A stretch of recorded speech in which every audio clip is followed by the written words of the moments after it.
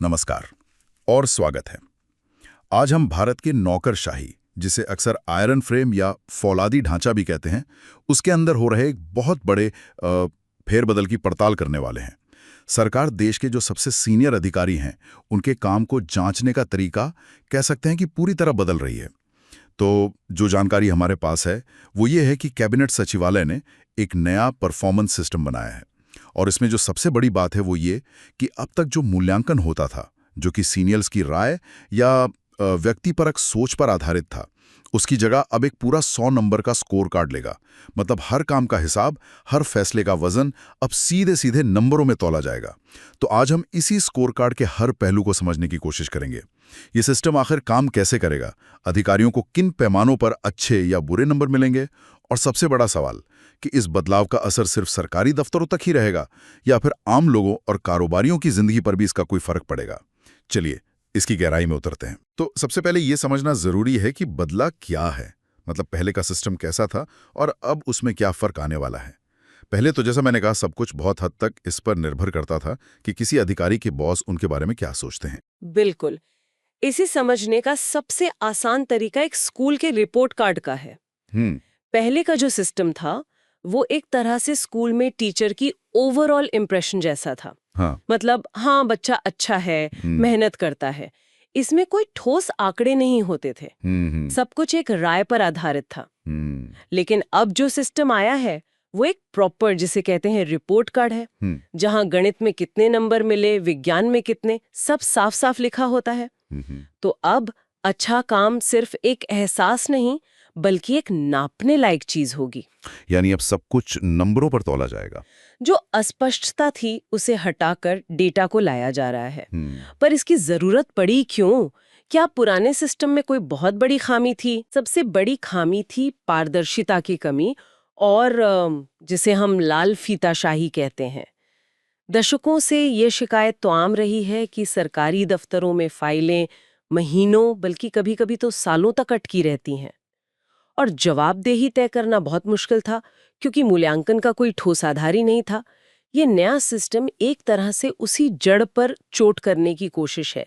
ये कहने की कोशिश है कि अब काम को टाला नहीं जा सकता, क्योंकि हर देरी आपके स्कोर कार्ड पर एक एक काले धब्बे की तरह दिखेगी।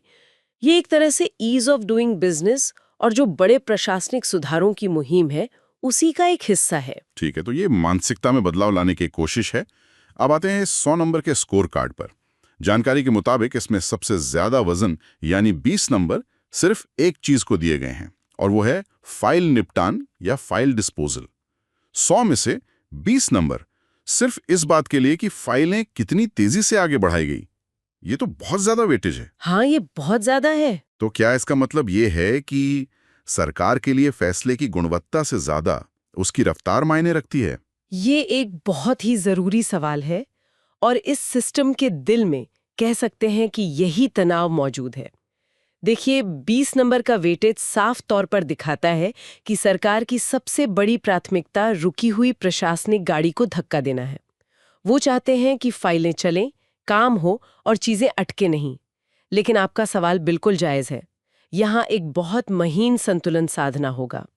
रफ्तार बढ़ाने का दबाव कहीं अधिकारियों को सिर्फ फाइलें निपटाने पर मजबूर ना कर दें, भले ही फैसले की गुणवत्ता कुछ भी हो।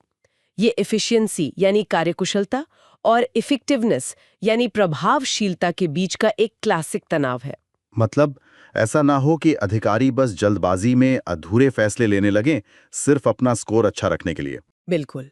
सिस्टम का इरादा तो अच्छा है, लेकिन इसका जमीनी असर इस बात पर निर्भर करेगा कि इसे लागू कैसे किया जाता है। क्या रफ्तार के साथ साथ फैसले की गुणवत्ता को जांचने का भी कोई तरीका है? शायद इसीलिए स्कोर कार्ड में दूसरे पैरामीटर्स भी रखे गए हैं, ताकि सिर्फ रफ्तार ही सब कुछ ना बन जाए। हाँ, ये बात भी सही है, क्योंकि 15-15 नंबर दो और चीजों के लिए भी रखे गए हैं: आउटपुट और गतिविधियां, और योजनाओं और पूंजीगत परियोजनाओं पर खर्च। तो अगर 20 नंबर रफ्तार के लिए हैं, तो जाहिर है सरकार का संदेश साफ है कि देरी बर्दाश्त नहीं होगी। लेकिन ये बाकी के 30 नंबर क्या सुनिश्चित करते हैं? ये बाकी के जो 30 नंबर हैं, वो असल में जमीनी काम को मापते हैं। आउटपुट और गतिविधियां ये देखती हैं कि विभाग ने सिर्फ कागजी कार्रवाई की या असल में कोई नतीजा भी दिया। और पूंजीगत परियोजनाओं पर खर्च। इसका मूल्यांकन ये बताता है कि सरकार इंफ्रास्ट्रक्चर और विकास के बड़े प्रोजेक्ट्स को लेकर कितनी गंभीर है। हमारे देश में अक्सर ये समस्या होती है कि बजट तो पास हो जाता है, लेकिन जमीन पर पैसा खर्च ही नहीं हो पाता, जिससे सड़कें, पुल, अस्पताल जैसी परियोजनाएं सालों तक अटकी रहती हैं। ये पैरामीटर सीधे तौर पर उस समस्या को हल करने के लिए बनाया गया है। ये कहता है कि सिर्फ योजना मत बनाओ, उसे पूरा भी करो। तो ये एक तरह का 360 डिग्री मूल्यांकन हुआ, फाइल की रफ्तार, काम का नतीजा और बजट का सही इस्तेमाल। इनके अलावा भी कुछ और पैमाने हैं, जैसे आम लोगों की शिकायतें कितनी जल्दी सुलझाई गईं, कैबिनेट के लिए नोट कितनी अच्छी तरह तैयार किए गए और सप्लायर्स, खासकर छोटे कारोबारियों के बिल समय पर चुकाए गए या नहीं। और ये बहुत महत्वपूर्ण है। ये दिखाता है कि सिस्टम सिर्फ अंदरूनी कामकाज पर नहीं, बल्कि बाहरी दुनिया पर पड़ रहे असर पर भी ध्यान दे रहा है। जन शिकायतों का निपटारा, ये सीधे तौर पर नागरिक केंद्रित शासन को बढ़ावा देता है। और छोटे उद्यमों यानी एमएसएमईज को समय पर भुगतान सुनिश्चित करना अर्थव्यवस्था के लिए बहुत जरूरी है। ये दिखाता है कि मूल्यांकन सिर्फ बड़े नीतिगत फैसलों का नहीं, बल्कि रोजमर्रा के उन कामों का भी होगा जो सीधे तौर पर आम आदमी और छोटे व्यापारी को प्रभावित करते हैं। लेकिन जो चीज इस स्कोर कार्ड को और भी दिलचस्प और शायद थोड़ा डरावना बनाती है, वो है नेगेटिव मार्किंग का कॉन्सेप्ट। मतलब सिर्फ अच्छा काम करने पर नंबर मिलेंगे ही नहीं, बल्कि कुछ गलतियां करने पर आपके कुल स्कोर से नंबर काटे भी जाएंगे। कुल 12 नेगेटिव अंक दिए जा सकते हैं। हाँ, और ही एक बहुत शक्तिशाली मनोवैज्ञानिक उपकरण है। इनाम का लालच जितना प्रेरित करता है, दंड का डर उससे कहीं ज्यादा काम करने के तरीके को बदलता है। नेगेटिव मार्किंग ये साफ संदेश देती है कि कुछ गलतियां सिर्फ गलतियां नहीं हैं, बल्कि उन्हें सिस्टम के लिए हानिकारक माना जाएगा और उन्हें बिल्कुल बर्दाश्त नहीं किया जाएगा। तो इसे एक उदाहरण से समझते हैं। मान लीजिए एक सचिव हैं जिनके विभाग ने साल भर बहुत अच्छा काम किया, लेकिन उन्होंने एमएसएमई का पेमेंट 30 दिन की समय सीमा के बाद किया और मान लीजिए विदेश यात्रा पर तय बजट से 10% ज्यादा खर्च कर दिया। तो उनके 100 में से सीधे कुछ अंक कट जाएंगे, भले ही उन्होंने बाकी काम कितना भी शानदार क्यों ना किया हो। बिल्कुल सही। और इससे पता चलता है कि सिस्टम किन चीजों को बिल्कुल भी स्वीकार नहीं करना चाहता। पहला, वित्तीय अनुशासनहीनता यानी फिजूल खर्ची। दूसरा, अकुशलता यानी फाइलों को बेवजह दबाकर बैठना। और तीसरा, छोटे व्यवसायों के प्रति असंवेदनशीलता। ये तीनों ही चीजें सीधे तौर पर शासन की गुणवत्ता और देश के आर्थिक स्वास्थ्य से जुड़ी हैं। तो नेगेटिव मार्किंग का मतलब है कि इन मामलों में कोई बहाना नहीं चलेगा। एक तरफ ये सख्त नेगेटिव मार्किंग है, तो दूसरी तरफ 5 विवेकाधीन अंक यानी डिस्क्रेशनरी मार्क्स का भी प्रावधान है। ये अंक कैबिनेट सचिव किसी भी सचिव या विभाग को उनके किसी असाधारण काम के लिए दे सकते हैं। पर यहाँ एक सवाल उठता है, जिस व्यक्तिपरकता यानी सब्जेक्टिविटी को हटाने के लिए पूरा नंबरों का सिस्टम बनाया गया, क्या ये 5 अंक उसे पिछले दरवाजे से वापस नहीं ले आते? यह एक वाजिब चिंता है।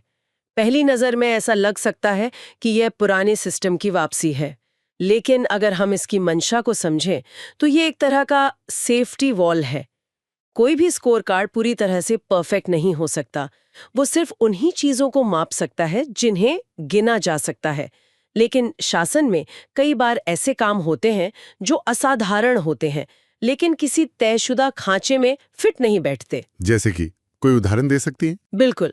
मान लीजिए किसी राज्य में अचानक कोई प्राकृतिक आपदा आ जाती है और एक अधिकारी तय नियमों से हटकर कुछ नए और इनोवेटिव तरीके अपनाकर हजारों जानें बचाता है या राहत कार्य को अभूतपूर्व तरीके से अंजाम देता है। अब ये काम शायद उसके स्कोर कार्ड के किसी भी पैरामीटर में, जैसे फाइल निपटान या बजट खर्च, इसमें सीधे तौर पर नहीं दिखेगा। तो ये 5 विवेकाधीन अंक उस तरह के आउट ऑफ द बॉक्स काम को पहचानने और पुरस्कृत करने का एक जरिया है। यह सिस्टम को पूरी तरह से मशीनी होने से बचाता है और मानवीय विवेक और असाधारण प्रदर्शन के लिए एक छोटी सी जगह छोड़ता है। यानी ये कड़े नियमों और मानवीय सूझबूझ के बीच एक संतुलन बनाने की कोशिश है। चलिए अब बड़े सवाल पर आते हैं। इस पूरी कवायद का आम लोगों, कारोबारियों और स्टार्टअप्स पर क्या असर पड़ेगा? क्या इससे उनकी जिंदगी आसान होगी? सिद्धांतिक रूप से तो बिल्कुल होनी चाहिए। इसका सबसे सीधा असर उस चीज पर पड़ सकता है जिसे हम ईज ऑफ लिविंग और ईज ऑफ डूइंग बिजनेस कहते हैं। सोचिए, अगली बार जब कोई अपना पासपोर्ट रिन्यू कराने जाए या कोई छोटा कारोबारी किसी सरकारी टेंडर के लिए अप्लाई करे, तो शायद उसका काम महीनों तक ना अटके। क्यों? क्योंकि जिस अधिकारी की मेज पर वो फाइल है, उसका स्कोर कार्ड उस फाइल की रफ्तार से सीधे तौर पर जुड़ा है। फाइल को रोकने का मतलब होगा अपने नंबर कटवाना। तो ये एक तरह का दबाव बनाएगा कि काम समय पर हो। मंजूरी, लाइसेंस, अनुदान, ये सब चीजें जो अक्सर सरकारी दफ्तरों के चक्कर कटवाती हैं, उनमें तेजी आ सकती है। हाँ, अगर सिस्टम उम्मीद के मुताबिक काम करता है तो यही होगा। जब किसी छोटे कारोबारी को अपना लाइसेंस वक्त पर मिलता है या किसी नागरिक की शिकायत का तुरंत समाधान होता है, तो ये सिर्फ एक व्यक्ति की मदद नहीं होती, ये पूरी व्यवस्था में भरोसे को मजबूत करता है। ये उस धारणा को तोड़ता है कि सरकारी दफ्तरों में बिना जुगाड़ या देरी के काम हो ही नहीं सकता। और इसका एक और बड़ा मकसद बताया जा रहा है, आयरन फ्रेम को ज्यादा इनोवेटिव बनाना। ये बात थोड़ी विरोधाभासी लगती है। एक सख्त स्कोर कार्ड जो नियमों और नंबरों पर आधारित है, वो इनोवेशन या नई सोच को कैसे बढ़ावा दे सकता है? ये इस सुधार का सबसे महत्वाकांक्षी और शायद सबसे चुनौतीपूर्ण हिस्सा है। देखिए, आयरन फ्रेम को स्थिरता देने के लिए बनाया गया था, लेकिन समय के साथ इसकी एक आलोचना ये होने लगी कि ये बदलाव के प्रति थोड़ा सुस्त है। अधिकारी अक्सर जोखिम लेने से बचते हैं और लकीर के फकीर बने रहते हैं। ये स्कोर कार्ड अपने इनाम और दंड के तंत्र के साथ उसी आयरन फ्रेम के अंदर से एक सांस्कृतिक बदलाव लाने की कोशिश है। पर वो होगा कैसे? नंबरों का सिस्टम तो लोगों को और ज्यादा नियम कानूनों में बांध सकता है। यहाँ दो बातें हैं। पहली, ये सिस्टम कहता है कि अब सिर्फ नियमों का पालन करना काफी नहीं होगा, आपको नतीजे भी देने होंगे। और जब नतीजा देना प्राथमिकता बन जाता है, तो लोग उसे हासिल करने के लिए नए रास्ते खोजने पर मजबूर होते हैं। दूसरी बात विवेकाधीन अंकों से जुड़ती है। अगर असाधारण और इनोवेटिव काम को पहचाना और पुरस्कृत किया जाता है, तो इससे दूसरों को भी प्रेरणा मिलती है। हालांकि इसमें खतरा भी है। वो क्या? खतरा ये है कि अधिकारी कहीं स्कोर कार्ड के लिए खेलने ना लगें। मतलब वे सिर्फ उन्हीं कामों पर ध्यान दें जिनमें ज्यादा नंबर मिलते हैं, और उन जरूरी कामों को नजरअंदाज कर दें जिन्हें स्कोर कार्ड में जगह नहीं मिली है। जैसे लंबी अवधि की योजना बनाना या विभाग में टीम का मनोबल बढ़ाना। ये बहुत जरूरी काम है, लेकिन इन्हें नंबरों में मापना मुश्किल है। तो एक डर ये भी है कि जो मापा जा सकता है वही महत्वपूर्ण मान लिया जाएगा। ये एक बहुत जरूरी बात है, यानी सिस्टम को गेम किए जाने का खतरा हमेशा बना रहेगा। तो आज की इस पूरी चर्चा को अगर समेटना हो तो हम कह सकते हैं कि भारत में वरिष्ठ सिविल सेवकों के लिए एक नई 100 अंकीय डेटा आधारित मूल्यांकन प्रणाली शुरू की गई है। बिल्कुल, ये व्यक्तिपरक राय की जगह ठोस आंकड़ों पर जोर देती है। इसमें फाइल निपटाने जैसी चीजों को सर्वोच्च प्राथमिकता दी गई है ताकि प्रशासनिक कामों में तेजी आए। साथ ही फिजूल खर्ची और काम में देरी के लिए नेगेटिव मार्किंग का भी सख्त प्रावधान है। और इसका मुख्य उद्देश्य है जवाबदेही, पारदर्शिता और कार्यकुशलता को बढ़ाना, जिससे आम लोगों और कारोबारियों के लिए सरकारी दफ्तरों में काम करवाना आसान हो। साथ ही इसका एक बड़ा लक्ष्य देश की नौकरशाही को अधिक इनोवेटिव और परिणाम उन्मुख बनने के लिए प्रेरित करना है। हाँ, ये शासन में बड़ा संरचनात्मक सुधार लाने की क्षमता रखता है, लेकिन इसकी असली परीक्षा इस बात में होगी कि जमीन पर कैसे लागू होता है और क्या ये अपने अनपेक्षित दुष्प्रभावों जैसे गुणवत्ता की अनदेखी या सिस्टम को गेम करने की प्रवृत्ति से बच पाता है क्या नहीं। और जाते जाते सोचने के लिए एक सवाल छोड़ जाते हैं।